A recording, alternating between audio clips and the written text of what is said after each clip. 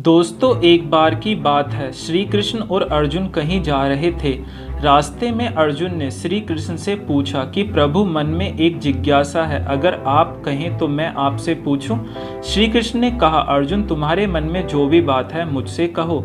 तब अर्जुन ने कहा कि मुझे आज तक ये बात समझ नहीं आई कि दान तो मैं भी बहुत करता हूँ, परंतु सभी लोग कर्ण को ही सबसे बड़ा दानी क्यों कहते हैं। ये प्रश्न सुनकर श्री कृष्ण मुस्कुराए और बोले कि आज मैं तुम्हारी इस जिज्ञासा को भी अवश्य शांत करूंगा। श्री कृष्ण ने पास में ही स्थित दो पहाड़ियों को सोने का बना दिया। इसके बाद वह अर्जुन से बोले कि हे अर्जुन, इन दोनों सोने की पहाड़ियों को तुम आसपास के गांव वालों में बांट दो। अर्जुन ने श्री कृष्ण से आज्ञा ली और तुरंत ये काम करने के लिए चल दिए। उन्होंने सभी गांव वालों को बुलाया और उनसे कहा कि आप लाइन बना लीजिए, अब मैं आपको सोना बांटूंगा। और उन्होंने सोना बांटना शुरू कर दिया। गांव वालों ने अर्जुन की खूब जय जयकार करनी शुरू कर दी। अर्जुन सोना पहाड़ी से तोड़ते गए और गांव वालों को देते गए। लगातार 2 दिन और 2 रातों तक अर्जुन सोना बांटते रहे। अब तक उनमें अहंकार आ चुका था। गांव के लोग वापस आकर दोबारा से लाइन में लगने लगे। इतने समय पश्चात अर्जुन काफी थक चुके थे। जिन सोने की पहाड़ियों से अर्जुन सोना तोड़ रहे थे, उन दोनों पहाड़ियों के आकार में जरा भी कमी नहीं आई थी। उन्होंने श्री कृष्ण के पास जाकर कहा कि अब मुझसे ये काम नहीं होगा, मुझे थोड़ा विश्राम चाहिए। श्री कृष्ण ने कहा, ठीक है, तुम अब विश्राम करो। और उन्होंने कुछ समय बाद कर्ण को बुला लिया। श्री कृष्ण ने कर्ण से कहा कि इन दोनों पहाड़ियों का सोना इन गांव वालों में बांट दो। कर्ण तुरंत सोना बांटने चल दिए। उन्होंने गांव वालों को बुलाया और उनसे कहा, यह सोना आप लोगों का है, जिसको जितना सोना चाहिए वह यहाँ से ले जाए। ऐसा कहकर कर्ण वहाँ से चले गए।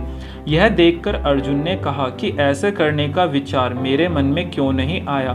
श्री कृष्ण ने अर्जुन को शिक्षा देते हुए कहा, तुम्हें सोने से मोह हो गया था। तुम खुद ये निर्णय कर रहे थे कि किस गांव वाले को कितनी जरूरत है, उतना ही सोना तुम पहाड़ी में से खोदकर उन्हें दे रहे थे।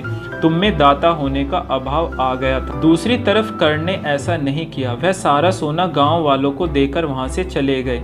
वह नहीं चाहते थे कि उनके सामने कोई उनकी जय जयकार करे या प्रशंसा करे।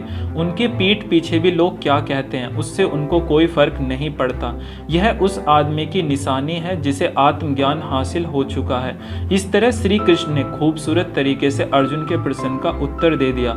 अर्जुन को भी अब अपने प्रश्न का उत्तर मिल चुका था। दोस्तों, इस कहानी से हमें ये शिक्षा मिलती है कि दान देने के बदले में धन्यवाद या बधाई की उम्मीद करना भी उपहार नहीं, सौदा कहलाता है। यदि हम किसी को कुछ दान या सहयोग करना चाहते हैं तो हमें ये बिना किसी उम्मीद या आशा के करना चाहिए, ताकि ये हमारे अच्छे कर्मों में गिना जाए, ना कि हमारे अहंकार में। क्योंकि जब कोई व्यक्ति अहंकार के साथ दान करता है तो उसका वह दान कभी सफल नहीं होता, लेकिन जब कोई व्यक्ति किसी को दान बिना इच्छा के करता है तो उसका वो दान सफल होता है। इसलिए दोस्तों, हमें किसी की हेल्प करते समय या किसी को दान देते समय किसी चीज की इच्छा नहीं रखनी चाहिए और ना ही कोई उम्मीद रखनी चाहिए, क्योंकि निस्वार्थ दिया गया दान हमेशा सफल होता है और स्वार्थ के साथ दिया गया दान कभी सफल नहीं होता है।